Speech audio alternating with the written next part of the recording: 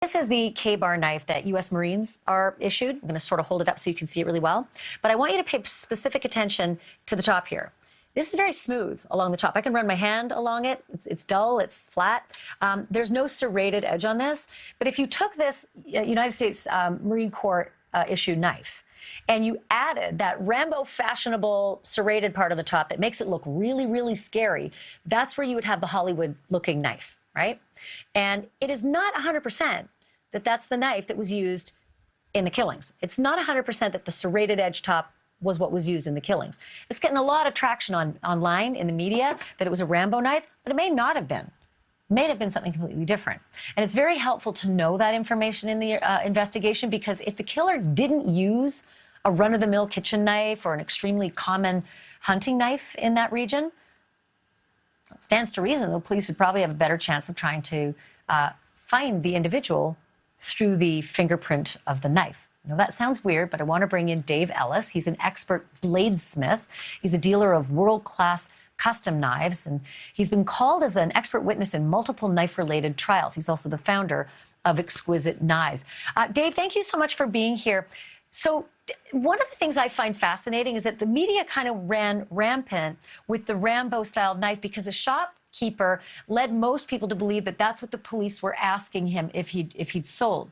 We're not 100% sure if that's true, but I do want to ask you this.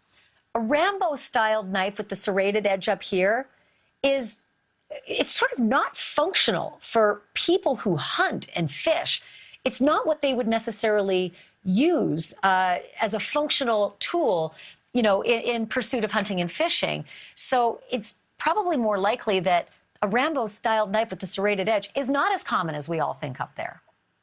Well, Ashley, I appreciate you having me. And Rambo knives have kind of taken on a generic term. Most any large, wicked-looking knife has been called a Rambo knife. A K-bar knife really is not a Rambo-type knife.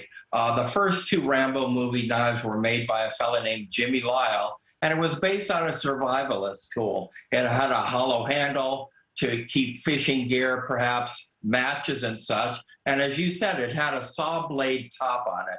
A K-bar is a totally different instrument. A K-bar it was a permutation of what they called the Mark I, which was used in World War I. It was a combat knife, but it also had a set of brass knuckles built into it, so it was very unwieldy. So originally, the U.S. Marine Corps used the original K-bar. They called it the Mark I. Eventually, the Navy picked up the Mark I. But they're a totally different animal. The K-bar has a stacked leather washer. It typically has a 1095 high carbon steel blade. It also has what's known as a fuller ground into the blade to lighten it, which is that little ridge across the front and the back of the blade. So it's a clip point fighter. Yes, please. Can I ask you this? At first, I sort of thought, well, good luck. You know, good luck finding a killer amongst thousands and thousands of people up there who are hunting and fishing all the time with these kinds of weapons, until it was described to me that Rambo-style knives with that serrated top are not necessarily what hunters and fishermen would use. It's more like what you would pose with on Instagram. It's a fetish-style knife. It's sort of it's a macho thing. It's more for somebody who's kind of into knives, not so much the utilitarian aspect of the knives, which changes the profile of who might have used a Rambo-style knife to kill someone, doesn't it? I would agree totally. A lot of them are fantasy-type knives. Overseas, there have been so many copies of the, quote, Rambo knife, end of quotes. But yes, from a functional standpoint, typically a fisherman or a hunter is not carrying a survival tool. They may have a hatchet, they may have a saw, they may have a knife. Whereas when you look at something like a K-bar, it really is a combat-style knife. It's not a hunting knife.